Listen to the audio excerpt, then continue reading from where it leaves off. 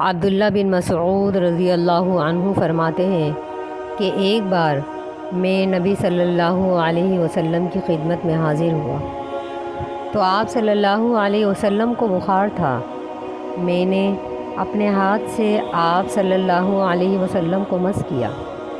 میں نے عرض کیا، یا رسول اللہ، آپ کو تو شدید بخار ہے۔